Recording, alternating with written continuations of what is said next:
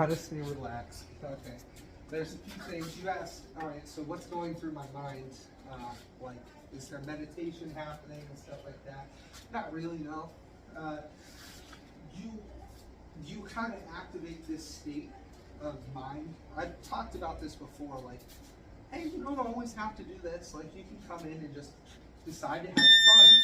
You know, and that's good enough. That's 80% of the time that I'm in here and I'm engaging with you guys, that's my mindset. So I'm about to go have some fun. I'm not worried about getting punched in the face. We're boxing. That's gonna happen. So with that, I don't beat myself up. I don't self-deprecate if I get punched in the face.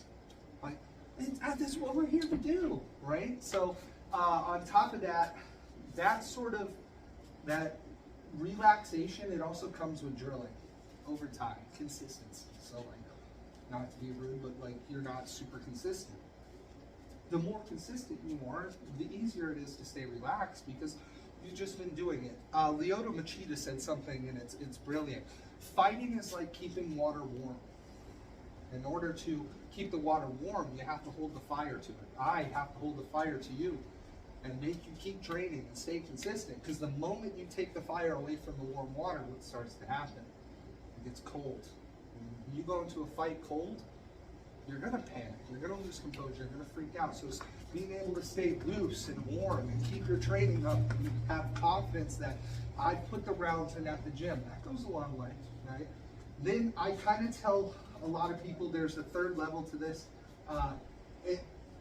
It depends on how psycho you are, a little bit, right? And we all have traumas, we all have stuff like that.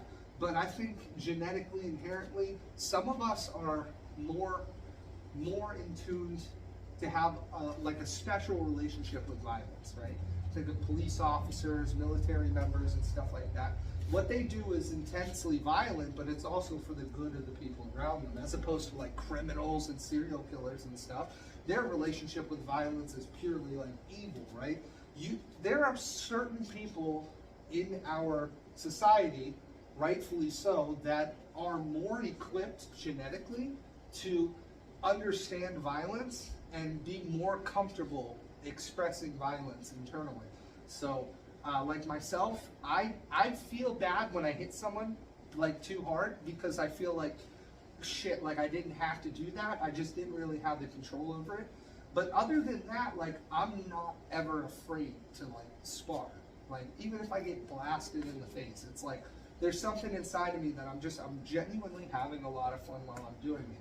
All right, so that can be trained a little bit. So you can be like, you can come in and you can be like, I feel like, like if you keep coming back to the gym, which you do, chances are it's in you. You're cool. Like, you're not gonna get punched in the face and go run away.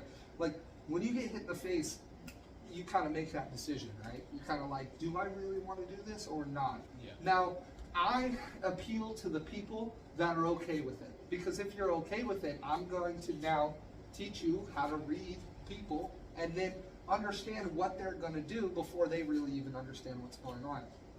Now, when I'm doing stuff with you guys, I'm having fun. So I'm not in here going like, let me think. I'm not in here going like, fuck, oh, shit, You know, if you're like that, if you're like, I don't know, what should I do? Should I try this? Should I do that? Should I think about this? A 1, 2? Should I go like that? Should I do? No, you're too tense, you're too anxious. But like I said a moment ago, you're not relaxed. You're not tapping into a flow state that lets you explore possibilities and slip from one to another. You're trying to falsely predict the future. And like I said, the danger of that is when you start to correctly falsely predict the future, you will start to instill that inside yourself. You'll give yourself this false confidence.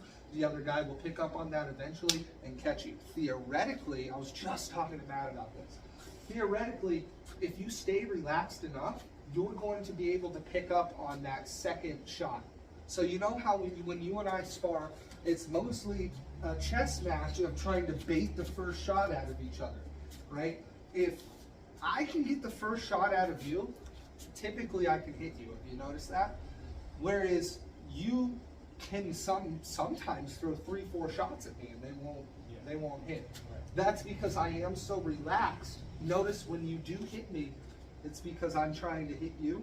I'm no longer as relaxed. I've now set my plan in motion, and I'm egotistically focused on doing the thing that I want to do. And in that moment, I'm not as relaxed. I'm not ready to explore possibilities. So when you throw off a punch, I'm not reading it. I'm not thinking straight. You'll hit me. But if I'm calm and I'm thinking defense, don't get touched. Stay calm. I'm timing you. I'm timing myself. I'm counting 1, 2 to myself. 1, 2. I'm also counting 1, 2 on you, which most people don't do. I'm going to count your 1, 2, 1, 2, 1, 2, 1, 2, 1, 2, and then once I pick up on your sense of timing, I can relax a little bit more now. Now I know your subconscious rhythm.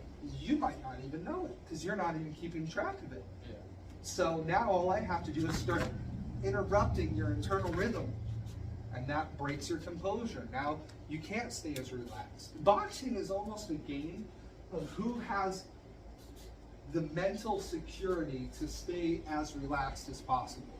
So I'm confident that I trust my coach and my technique, that I can go into a ring with people that are, how much do you want, 80 plus pounds over me, and know that you can throw at me as hard as you want, and most of those are going to miss, and even if it does hit, I'm going to have good defense. It's going to graze. I'm not going to get serious damage. And like I said, it's boxing. Of course you're going to hit me every once in a while. That's just what it is.